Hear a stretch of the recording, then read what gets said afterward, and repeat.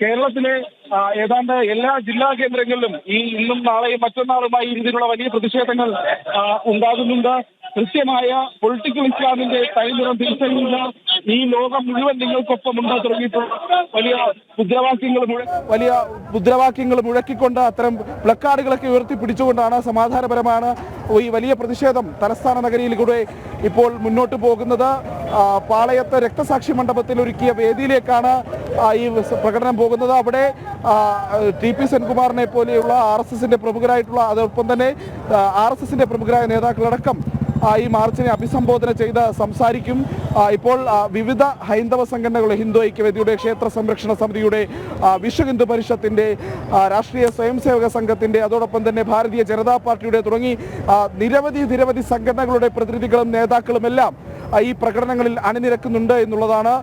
ഒരു പക്ഷേ കേരളത്തിൽ അടുത്ത കാലത്തൊന്നും ഇത്രയും വലിയ ഒരു പ്രതിഷേധ പ്രകടനം ഉണ്ടായിട്ടില്ല, അല്ലെങ്കിൽ പ്രതിഷേധങ്ങൾ ഉണ്ടായിട്ടില്ല എന്ന് വേണമെങ്കിൽ നമ്മൾ പറയേണ്ടി വരും.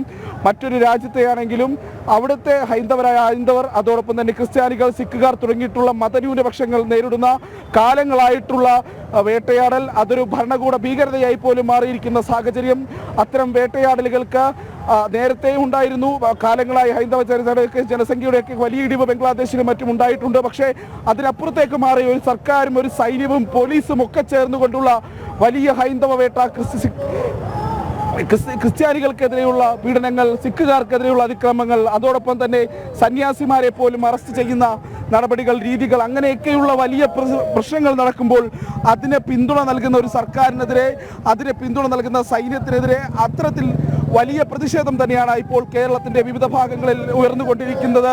അതിൻ്റെ വ്യക്തമായ പ്രകടനം എത്രത്തോളം ഹൈന്ദവ ജനത ഈ വിഷയത്തിൽ ബംഗ്ലാദേശിലെ വേട്ടയാടപ്പെടുന്ന ആ മതന്യൂനപക്ഷങ്ങൾക്കൊപ്പമാണ് എന്ന് തെളിയിക്കുന്ന രീതിയിലുള്ള വലിയ പ്രകടനം തന്നെയാണ്, വലിയ പ്രതിഷേധം തന്നെയാണ് ഇപ്പോൾ തലസ്ഥാനത്ത് തിരുവനന്തപുരത്ത് ഭരണസിരാ കേന്ദ്രത്തിന്റെ മുന്നിലൂടെ ഇപ്പോൾ നടന്നുകൊണ്ടിരിക്കുന്നത്. ഇവർ ഉയർത്തുന്ന ഒരു പ്രധാനപ്പെട്ട ചോദ്യമുണ്ട്. കാരണം പണ്ട് ഹമാസിന് വേണ്ടിയും പലസ്തീന് വേണ്ടിയും മുദ്രാവാക്യം വിളിക്കാനും സെമിനാർ നടത്താനും വലിയ പ്രകടനങ്ങളൊക്കെ നടത്താനും ഒക്കെ തയ്യാറായിട്ടുള്ള ആളുകൾ ഹൈന്ദവ വേട്ടയാടലുകൾ അല്ലെങ്കിൽ ഹൈന്ദവ ജനതയുടെ ഒരു കൃത്യമായി പറഞ്ഞാൽ ഒരു വംശഹത്യ തന്നെ നടക്കുന്ന സമയത്ത് മൗനം പാലിക്കുന്നതിനെതിരെ വലിയ ചോദ്യവും ഇത്തരം ഒരു പ്രതിഷേധത്തിലൂടെ ഹൈന്ദവ ജനതയും ഈ പറയുന്ന സാംസ്കാരിക നായകരും സംഘടനകളും എല്ലാം ഉയർത്തുന്നുണ്ട്.